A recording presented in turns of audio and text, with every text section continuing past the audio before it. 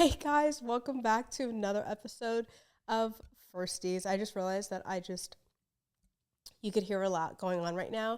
The reason why is because I have not feeling the best, but the show must go on. I was just doing a TikTok where I was talking about how when have a podcast, these things where you don't feel too well or you get sick or just these inconveniences, like the show must go on. So if I sound a little bit different, if I sound like my brother, you're going to hear a lot of things today. I do want to apologize for anyone out there who's listening to this. Thank you for being here. As always, I always want to say anyone who's listening, watching, viewing, subscribing, doing all the things, I really do appreciate it. Truly, truly, truly. The last episode did pretty great. And I think I'm going to continue with these kind of like vlogging style intros. I'm just experimenting with the content. So let me know in the comments what you guys prefer. Or you can message me as well. So if you read the title to this episode, I was kind of brainstorming ideas with my producer, and she just threw out there like, "Hey, what Miriam? She's been on the show before, but hey, why don't you talk about like your testimony?" And I was like, "What? Like me be vulnerable? Like I could never, right?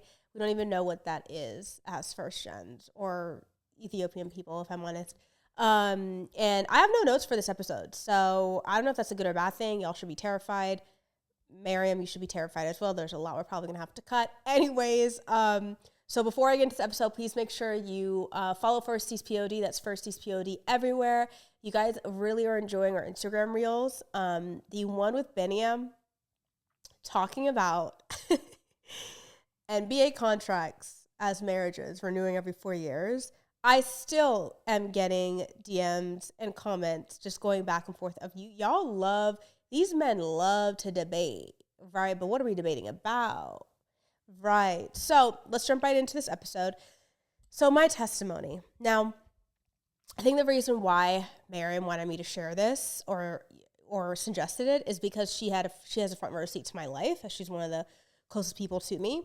And it's so funny how like you sometimes being who you are, when you're in your life, you're the center of your life, right? Or essentially like you only have one perspective. You're looking outwards, and sometimes we should be looking inwards. And so it's interesting when like, let's say like, yeah, my cousin who has seen my journey, like I'm not necessarily like making a mental note of all the milestone of all my journey. I'm just kind of keep going. That kind of like hustle mentality that just comes with being a first gen, if I'm honest. We don't really know the skill of like relaxing. It's just like go. Truly, even before we press record on this episode, I'm DMing different guests and scheduling things and then like getting studios ready and seeing how we can make this brand bigger and better on this podcast and what makes sense to go next. Like there's always something. And truly the reason why, guys, just to get really real, is the reason why I always give thanks at every single episode is because truly, like,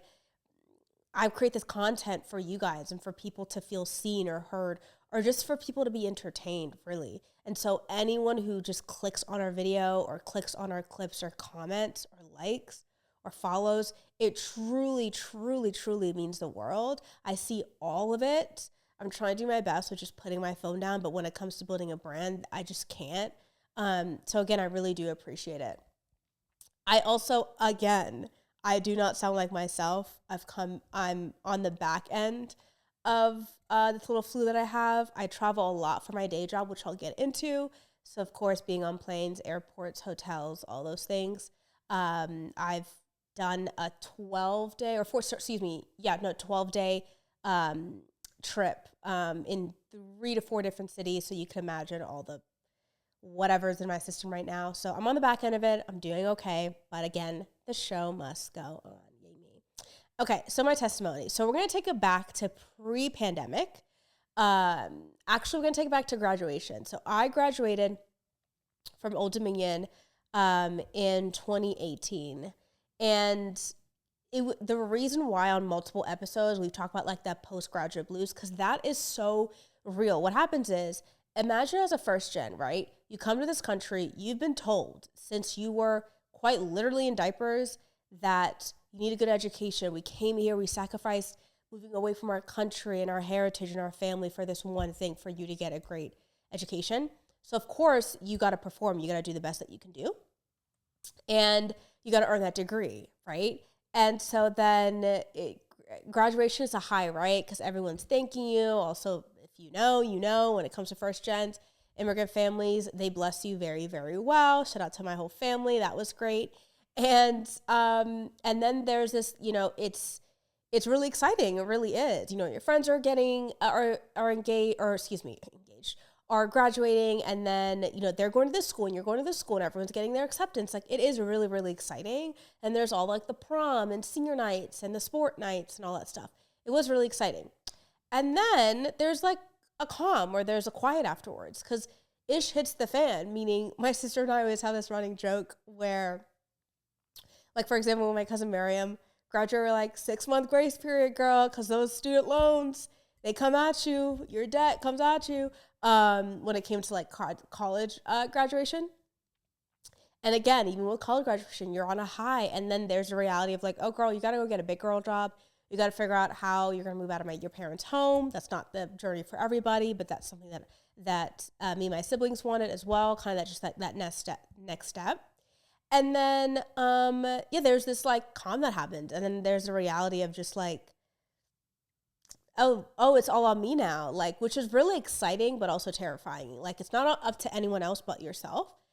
And specifically for me, which is why I call that postgraduate blues, I just hit, I don't know if it was a depression, but I definitely was having trouble like finding a decent job. I feel like every single time someone graduates, the job market is shit, like every single time. And it really is like not the best to tell new graduates that. I mean, it's the reality, but it's like, encourage them. And times are changing now. There's a lot of remote jobs now. The industry is always changing. But anyways, so then I graduated with psychology, which, shout out to anyone who graduates psychology. It's essentially like a high school diploma. Like, let's just be real. No offense to anyone, but really, if it's just that first diploma, truly love studying it. I think it applies to the job that I do now, and also kind of my podcast as well, as far as reading people and human interaction and behavior and language and stuff. It's very interesting to me. But anyways, so then I was like, okay, I got to get a job, right? Because I was living back at home. One of the great things about coming from our culture is that, like, I could go home now, which my parents almost like prefer it. But like knowing that I will always have a home to go to, regardless of like what happens in my life, that is very much like that's a great feeling. That's not the case for everyone. I just know that I will always have the support of my family and my siblings and like my cousins, which is amazing. Not everybody has that case. So I am very, very blessed. But of course, like, I want to like live my life as someone in my 20s, in the DC area, and just like kiki, right? And so I got a job. I was a counselor for like a short amount of time, literally like a couple months, and it just was not for me. And really, if I'm honest, I didn't have the car to like travel so much as I needed to, truly. And so that didn't last. So I don't even count that as a job, really. So really, my first like job outside of my undergrad graduation was working at an orthodontist office. So like braces and fixing teeth. And truly, the funny thing about this is that I was looking up on Indeed all the sites to look up where I could get a job, right? And essentially, really, that was the one that like paid the most at the time. For it literally was not that much, but at the time, out of all the interviews I went on, I was like, I just need a job. Now, keep in mind that this job was 45 minutes away from my house, and then add traffic sometimes, and that'll be another 45 minutes an hour back. Looking back, it does not make sense why I took that role, truly. Now, looking back, also, I made some really great friendships. Like truly those coworkers at that office, some are not there anymore, but the girls I've met there, they'll get an invitation to all the big milestones in my life, truly. I still keep in touch with them. It's been years. And, but it did not make sense, to the point that my sister, who, she actually was a client there, when she did that drive there, she was like, girl, like, why would you do that drive for that amount of money? Like, it just didn't make sense. Okay. I'm painting a picture for you guys. So just bear with me. And the reason why I got that role is because I was doing YouTube here and there. Now I'm doing it consistently, but I've been doing it for years. And the doctor saw that I was really active on social media, and I just kind of knew how to like edit, and like I understood like the internet world. I've always had like a passion for it, and because honestly I just grew up in that age. And so he, at my interview, he's like, yeah, you're hired. And I was like, oh, okay. But then I also noticed how I enjoyed kind of like the science and the technology and everything behind like how to straighten teeth, if I'm honest. I know that this might seem boring, but I just thought it was kind of cool. And so I ended up being an orthodontist assistant, which again, looking back, I'm like, wait, what? Like if you told me when I was graduating with a psychology degree that I'd be working in teeth, I'd be like, wait, what?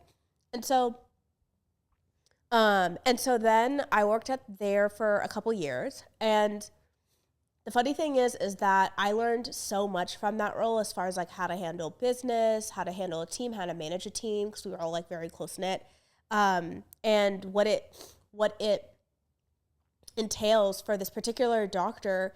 He's very like successful in the like Northern Virginia area, but he's been doing it for now probably over 25 years, for probably even more, and what it takes to like be in that number one spot essentially. So I learned a lot. Was it my like most favorite job? Probably not, but I was able to get paid a little bit. Didn't have to go to my parents to like fill up my gas or anything like that. But I also had very, very low responsibility for things because my parents knew I was just like trying to figure it out, which shout out to them. And then the pandemic hit. So the thing about when the pandemic hit, working in a dental office, it's like, that was like one of the most high risk areas to like work almost, from what I heard.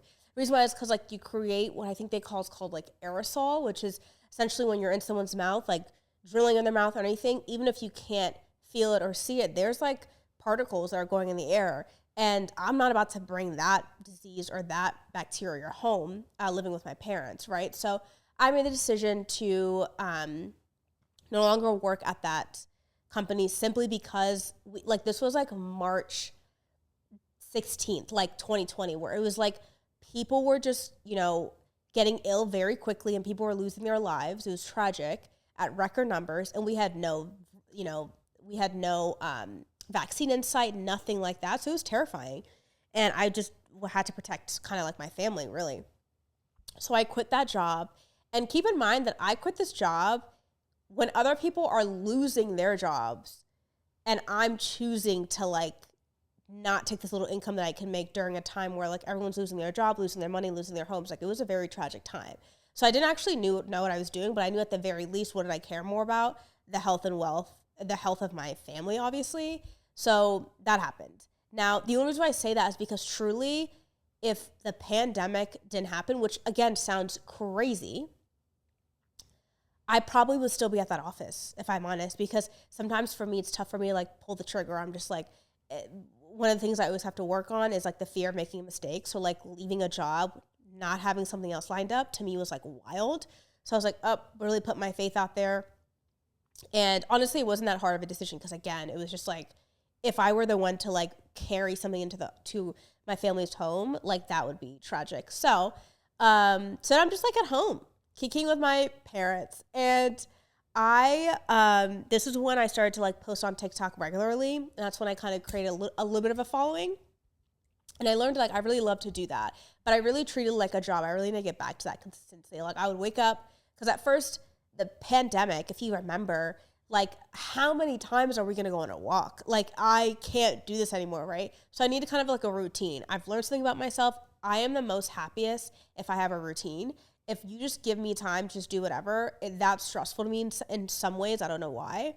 And so no, if I could do kind of not the same thing, but just have a schedule, that helps me out a lot. So I was like, okay, I'm going to wake up, eat breakfast, and treat it like a full-time job. So I would shoot content from this time to this time, edit some nights, and then take the time to have dinner with my family at the end of the night, and then repeat that all day, every day. Get some exercise in, all that stuff.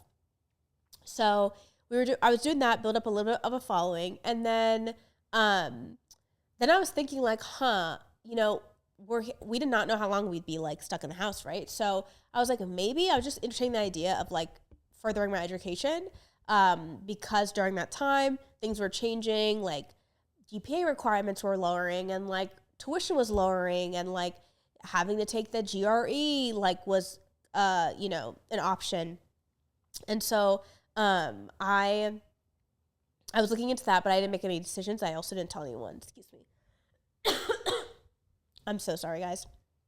So I then decided that it's time to look for a job, because I couldn't just like stay at home, see like who's hiring. And then a med spa pulled up, and I've always been into like skincare and stuff, but I knew nothing about it. So then, should I tell them this part, or should we come after the break? I think we should come after the break. Okay, guys, sorry to leave you guys on a cliffhanger. We're going to be back after these short messages.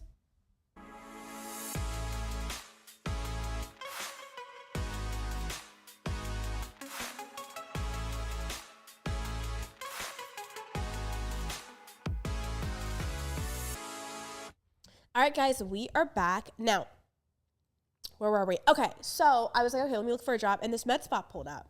And again, never been skincare, med spa, nothing like that. So then I do this interview. I like the people that I was meeting. I kind of like the vision of the brand and the company. So I was like, oh, this is not too bad. This would be kind of like a front desk, like manager role. And I really wanted a job that was very much like, I did not take the job home with me. Like really, I clocked out and that was it. And I could, have my personal life and my other hobbies and stuff. And so I worked there for a couple years, and so much so I learned from that office as well, meaning I just learned how to speak with people. I learned a lot about sales. I learned about how to manage manage a team. And then what's funny enough is that the way that I got the role of this current job that I'm in now is through being in that space. I'm still in like the aesthetics like company space, but I'm just not on the ground, meaning I'm working on the like medical device sales side of this industry more so than like, handling clients day to day, which I actually really enjoyed because truly like clients can be wacky. Like I have some stories to tell y'all when it comes to like med spas, but I learned how to manage a team. I learned how to interact with people, but I think it was really just the networking and meeting the people that I needed to meet in order to like kind of get ahead in the industry. And then that landed me a role, truly, like it just kind of like fell into my lap. That landed me a role in the current job that I am, or the company that I am now, which for obvious reasons, I'm not going to go into details of names or anything like that. But my current role, I am a clinical trainer for this aesthetics company that I work for. And it's a lot of travel, quite a bit of travel. Like truly my 9 to 5 is that job. And then my 5 to 9 is the podcast, truly. And so you could imagine with like traveling and things, which is why I sound like this, because with traveling comes a shot immune system. I have to get creative with like shoot dates and scheduling with guests and stuff because it has to work around their schedule. And sometimes that could be tough, but it's worked out for the most part. And I'm absolutely like this particular role that I'm in quite literally like changed my life. And the reason why I wanted to share all of this is because, I look back at my notes of when I was in my parents' home and just saying like, I wrote a prayer basically. I said it out loud, but I also wrote it because I want to document it. It was like July in 2020. Excuse me. And again, guys, I am so sorry, but the show must go on. I love doing a podcast while I'm sick. Anyways, I definitely was not in a great space. I put a lot of pressure on like what my career is. I think that a lot of us can relate as like kind of people pleasers and also just first gen hustlers, is that like if we're not doing something, we have to sit still. Like honestly, the worst thing you could do to me is like make me sit still. Like give me something to do. Let's keep going. It's definitely that like East Coaster hustle mentality of like, let's just keep going and working. And I think that's why I'm kind of like in my most when I'm the most productive, I'm probably the most happy, which again, that can be concerning. And that's something that I would have to kind of dissect with my therapist, because what happens when you like sit still, and like as a human being, you have to sit still at some times. I'm learning that. But with this current job that I have now, it kind of just really changed, like, you know, who I network with. I've met some wonderful people. I've also was able to move out of my parents' home, which that was just a goal of mine. I just wanted space of my own, kind of hit that like next milestone. The people I've been able to meet in the industry is insane. And what's funny is that the aesthetic industry and like the entertainment industry are like cousins. They like are always knocking elbows, because people in the entertainment industry are going to get their, you know, procedures done, or aesthetics, right? They have to look to have a certain look, to maintain that certain look, and that quite literally is in the aesthetic industry. So it's really cool that the A-listers and people I've been able to meet. But this brings me up to a Steve Jobs quote where he said, I think it was during a graduation, where he said, "You can never connect the dots looking forward. You could only connect the dots looking backwards." And truly, my testimony is that like none of it made sense, right? So like if you see the common theme through all the points of my life, and again, I'm 28, right? I still have so much to learn, so much to experience, so many lessons I need to learn. But up until now, the common theme between all of that is that it did not make sense at the time. Now, looking backwards, connecting dots looking backwards, it makes all the sense, right? That's part of where your faith comes in, is you really have to work hard, but also have faith that it will just work out and work out for you. So there are things like opportunities that I wanted that I didn't get. And now looking back, I'm like, oh, if I got that opportunity, I wouldn't have been available for this opportunity. And so that was not for me, would have not served me for whatever reason. And so if you look, when I'm looking backwards, driving 45 minutes to a job that I'm not passionate about, if I'm honest, and had nothing to do with the role that I wanted to be in or the industry that I wanted to be in, to me did not make sense, right? But then that job landed me a job in the med spa. And then the med spa also didn't make sense, but then that landed me a job here. And the role that I'm in now, I'm able to balance having a brand and shooting content with traveling, and I'm kind of setting my meetings and my schedule. And it kind of like allows me to do both. I could not be able to do this podcast really with a true 9 to 5, which meant like being in office for 8 hours a day. I'm in different cities and stuff like that. Like I just got back from Weehawken, New Jersey. The week before that, I was in Columbus. The week before that, I was in Orlando. And I get to experience these cool things and shoot content, but also do my job very well. And then also have this brand and have these experiences that I could share on here. And so the one thing that I've learned truly is that it doesn't always have to make sense to be right for you truly. Like sometimes I think we get in our head, or at least I do, to be like, if all the pieces do not add up, then I'm not going to take this opportunity. Not every opportunity is going to make sense. Not every opportunity comes with a paycheck. Not every opportunity is going to come with passion too. Like some things I did, like when I was starting out with YouTube, I fell in love with editing later. But when I first started editing, I'm like, oh my God, I don't want to edit this video. It takes forever, blah, blah, blah. I've learned to love it now, but that skill that I learned is what led to the doctor hiring me to do content for his company. And I learned a lot about, I was able to kind of, if I'm honest, use his company or his office as like a guinea pig or like a trial area. I'm like, okay, how do I do this? Because at that time I didn't have a degree in media. Now I do. And so I was really just kind of like going into it blindly. And then to a certain point, I was like, hey, why don't I just invest in myself? And that's when I decided to go get my master's in media. And then that's when I was like, you know what? I want to invest in myself. I think that's the best investment you can make. And so I started my own brand and company, got my LLC, all the things, trademark, all that stuff.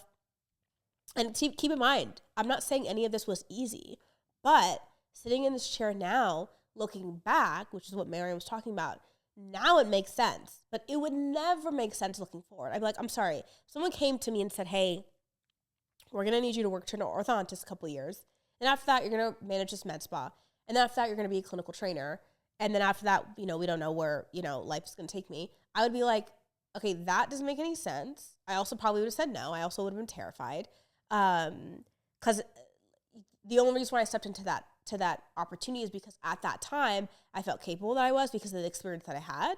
But if you served that up to me on a platter and said, this is where you're going to go, I would be like, double it and send it to the next person. I want nothing to do with that.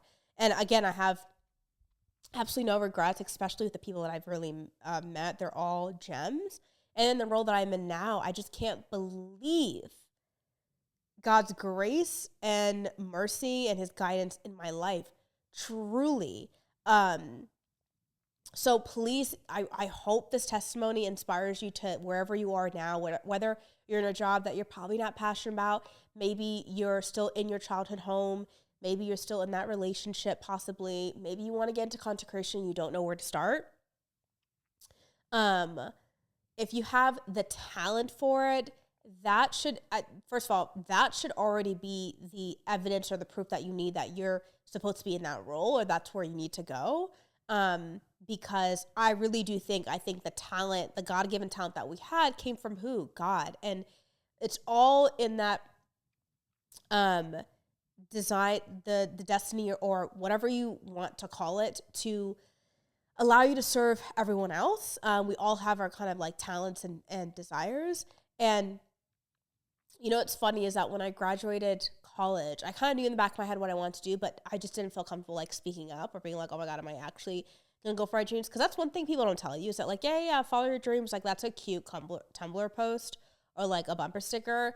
But there's a reality that comes with following your dreams, meaning there's sacrifice that I talked about. There's discipline, consistency, people that you think are going to show up for you or not, that might look a little bit differently. And again, it really is that discipline to like, you have to want it more than anyone else wants it for yourself or that anyone wants it in general. And like, again, for example, I'm all stuffed up coughing on this mic, which probably, again, I apologize if you're hearing this. But right now, this is what fits into my schedule to shoot this episode at this very moment. I can't reschedule truly without traveling and what the other guests that we have booked. So this is the best that I could do for right now. I'm like, so sorry, but hopefully next week I won't be as sick. But again, the show must go on. And I'm just very grateful for this opportunity. And I'm just grateful for everything that I've learned. And I'm super, super excited for what I'm going to learn in the future. And so if there's one thing I could say, and that's exactly what Steve Jobs says, is that you cannot connect the dots looking forward, only backwards. And everything is already kind of laid out for you. So all you have to do is like be a good person, work hard, work at your craft, perfect that craft, and then share that with the world. I think Denzel said a line similar to that, because that's why we're here, is like to help each other, serve each other, whether that's like I talk about being a comedian or a dancer or a doctor or a surgeon, whatever the case is, you are valuable because you are here. You can bring value to the world because you are here. And so again, it might not make sense right now, but it will in the future. You just need that experience and that wisdom later on, but you just have to have enough faith to stick with it right now. I talk so much with my hands. I'm like looking at the camera. I talk so much with my hands. But anyways, so I hope that helped anyone out there. So if you're in a current role or in a relationship, or you just graduated, you don't know what to do, or you're living at home or anything like that, that's not going to be a forever thing. And the year later might look a little bit different. The year after that might look a little bit different. So we might as well just enjoy what we have now, because we don't know what tomorrow brings, truly, the good and the bad. So it's just exciting. It really, really is. That is it for this episode, guys. I hope you enjoyed it. Comment down below what you guys think. I'm super excited to kind of interact with you guys. You guys are very loud on Instagram, so I'm super excited to hear more from you guys. As always, please make sure you follow Firsties Pod. That's Firsties Pod everywhere on all socials. And we will see you in our next episode. Bye, guys.